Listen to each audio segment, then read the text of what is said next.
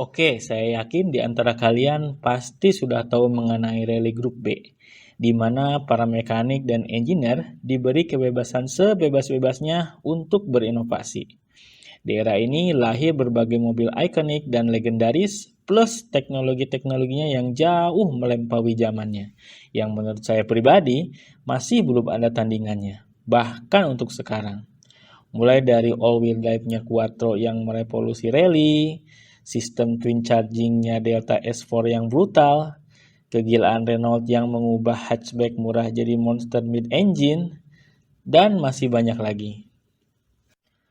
Tapi walaupun jadi salah satu era balapan terbaik, at least buat saya pribadi, kalian sudah tahu lah ya akhirnya gimana.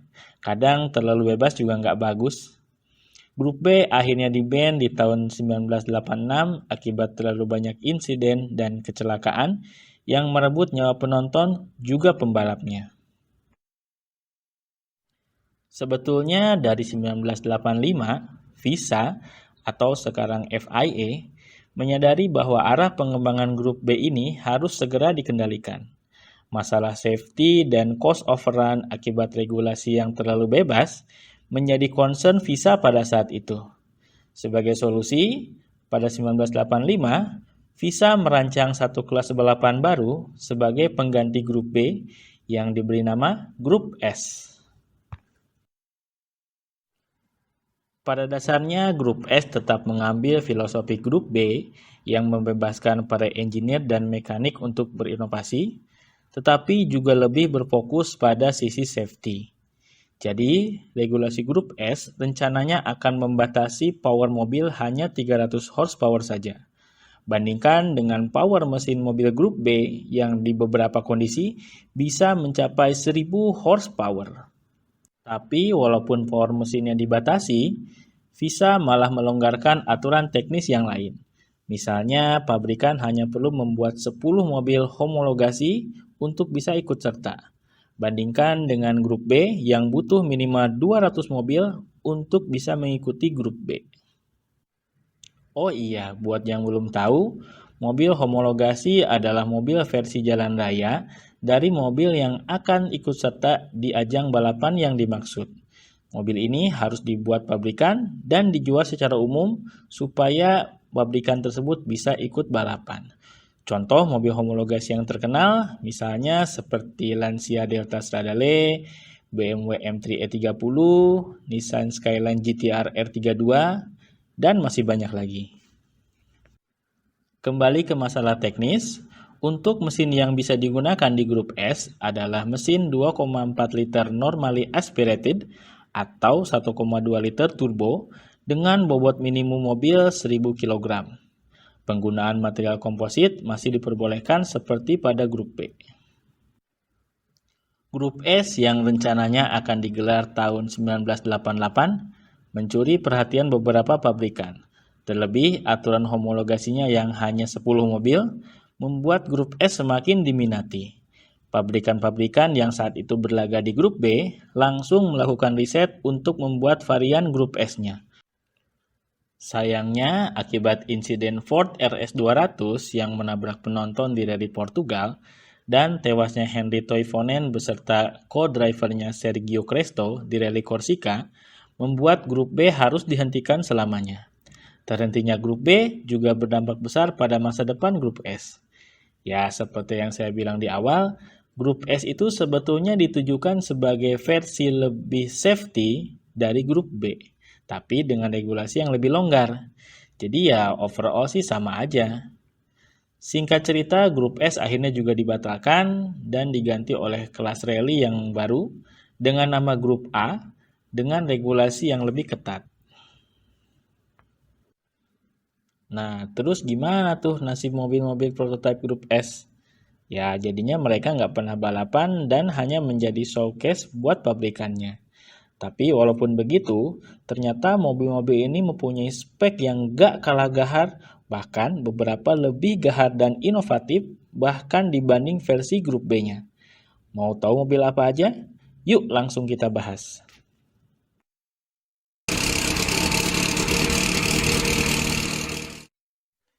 Mungkin kalau ingat hubungan Toyota dengan rally, kita bakal ingatnya itu Toyota Celica GT4 atau Yaris GR WRC.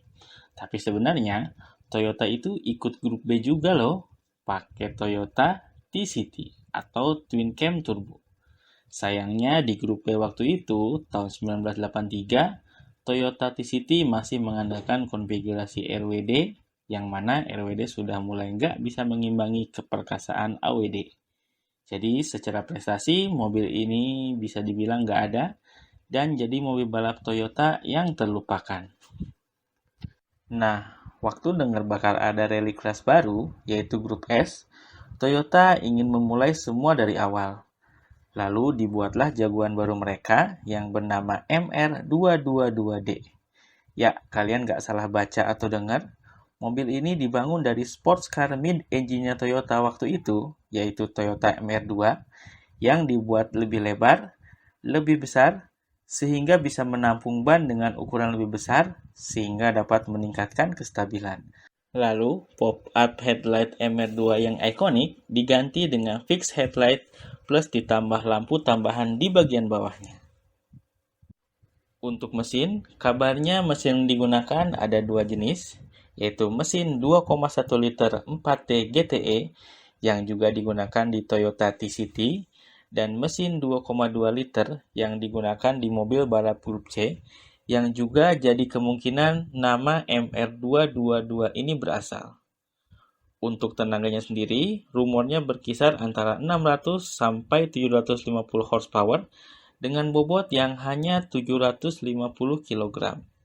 Gak kebayang sih segimana kencengnya ini mobil kalau jadi balapan. Nah, dari 11 prototipe yang dibangun, mobil ini hanya tersisa 3 buah saja.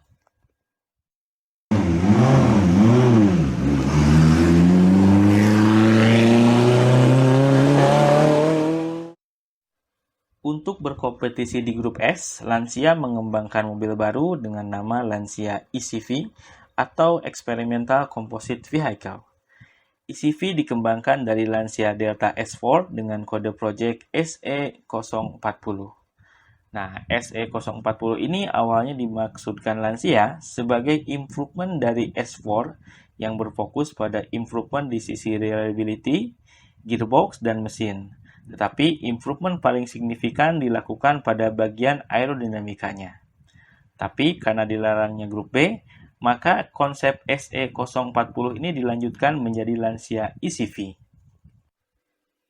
Lancia ECV pertama kali diperkenalkan di Bologna Motor Show tahun 1986. Seperti S4, Lancia juga banyak melakukan inovasi pada ECV. Salah satunya adalah penggunaan bodi dan sasis dari serat karbon. Ya, bodi dan sasis serat karbon di tahun 1986. Gila. Penggunaan material exhaust ini membuat ECV hanya punya bobot 930 kg alias 30 kg lebih ringan dari S4 Grup B. Untuk mesin yang digunakan adalah mesin 1,8 liter 4 silinder segaris. Ya, walaupun ini cuma 1,8 liter, ingat, ini adalah Lancia. Pasti mesinnya juga bukan mesin yang biasa ya.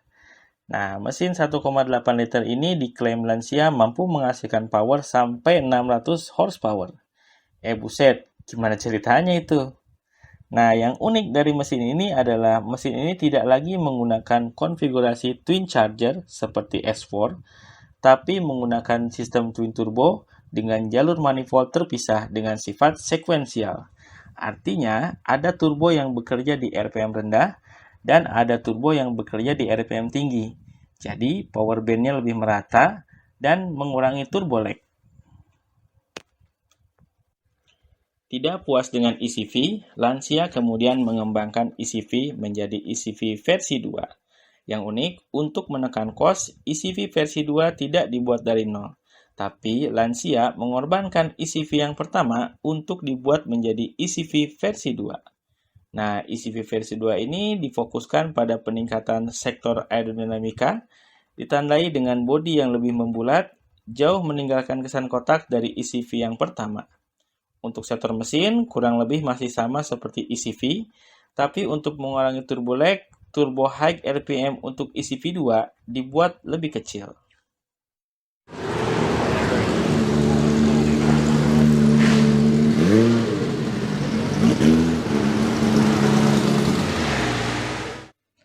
Bentar, ini mobil rally apa mobil grup C sih? Dan kenapa namanya Quattro? Nah, jadi gini, waktu masih era grup B, memang Quattro ini terkenal kencang apalagi di trek lurus. Tapi di tikungan, Quattro ini sering kerepotan. Kenapa? Karena konfigurasi mesinnya yang berat di depan, jadinya membuat Quattro selalu kerepotan dengan understeer. Selain itu, karena wheelbase-nya yang relatif panjang, membuat Quattro nggak selincah Renault 5 Turbo atau Peugeot 205 T16. So, supaya bisa tetap kompetitif, pimpinan Audi Sport waktu itu, Roland Gumpert, ingin membuat Quattro baru yang bermesin tengah alias mid-engine, dengan wheelbase yang lebih pendek. Nah, lalu Roland Gumpert memberikan proposal pembuatan Quattro yang baru kepada petinggi Audi saat itu, Ferdinand Piëch. Piëch awalnya tertarik dengan ide tersebut, tetapi akhirnya ide tersebut ditolak. Ya, wajar, orang Quattro Grup B waktu itu sukses besar, dan penjualan versi homologasinya juga lancar-lancar aja. Jadi ngapain juga gitu bikin mobil baru? Istilahnya kalau nggak rusak ya ngapain dibenerin? Tapi Gumpert dan timnya nggak menyerah begitu saja. Mereka diam-diam memodifikasi satu unit Quattro short wheelbase menjadi mid-engine. Dan hasilnya udah bisa ditebak. Segala macam problem handling yang menghantui Quattro langsung hilang. Sampai-sampai Gumpert mengajak Walter Roll untuk mencoba mobil itu. Sialnya, proyek rahasia mereka ini ketahuan oleh Piëch dan memerintahkan Quattro mid-engine itu untuk dihancurkan. Nah, yang Piëch nggak tahu, Gumpert dan timnya juga mengembangkan mobil lain yang ditujukan untuk balapan grup S, yaitu Quattro RS002 ini. RS002 ini dikembangkan dari Audi Sport Quattro Short Wheelbase menggunakan mesin yang sama, yaitu mesin 2,1 liter turbo 5 silinder, tapi dengan beberapa ubahan sehingga tenaganya sekarang menjadi 690 horsepower. Tapi kalau boleh jujur ya, yang bikin mobil ini menarik tentu saja bodinya. Lihat aja bodyworknya yang lebih mirip mobil prototipe Le Mans daripada mobil rally. Tujuannya ya tentu saja untuk membuat mobil ini lebih efisien secara aerodinamika.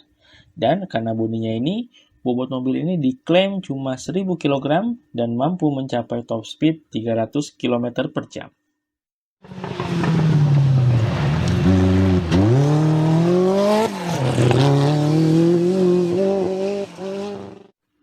Sebagai salah satu pabrikan paling sukses di era grup B, tentu Peugeot nggak mau ketinggalan untuk ikut grup S.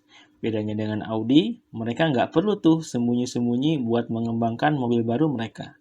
Terbalik dengan apa yang dirasakan Audi, Peugeot merasa bahwa mobil grup B mereka waktu itu, yaitu 205 T16, dirasa terlalu pendek. So, waktu ada kabar akan ada grup S, Peugeot ingin mobil baru mereka mempunyai wheelbase yang lebih panjang, supaya kestabilan mobil di trek lurus jadi lebih baik. Nah, untuk itu Peugeot mengambil basis sedan kompak terbaru mereka waktu itu, yaitu Peugeot 405. Peugeot kemudian mengawinkan sasis Peugeot 205 Grup B dengan bodi 405 dan lahirlah prototipe 405 T16. Akibat bodi yang lebih panjang, 405 T16 ini jadi jauh lebih stabil dibanding pendahulunya. Selain itu, penambahan panjang bodi juga memberikan efek positif lain, yaitu bertambahnya kapasitas bahan bakar. Oh iya, walaupun lebih panjang dan besar, 405 T16 ini tetap punya bobot yang super ringan, yaitu cuma 880 kg. Ampun deh, pada gila nih semua engineer-nya Peugeot. Nah, untuk mesin, mobil prototipe ini menggunakan mesin 1,9 liter dengan output tenaga 600 horsepower. Berbeda dengan 3 mobil sebelumnya di list kali ini, yang tak pernah ikut sekalipun balapan dan hanya menjadi penghuni museum, 405 T16 itu ikut beberapa event rally. Dan gak cuma ikut aja loh, tapi menang.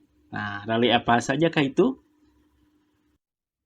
Pertama, 405 T16 memenangkan Pikes Peak 1988 lewat juara dunia WRC 1981 Arif Atanen.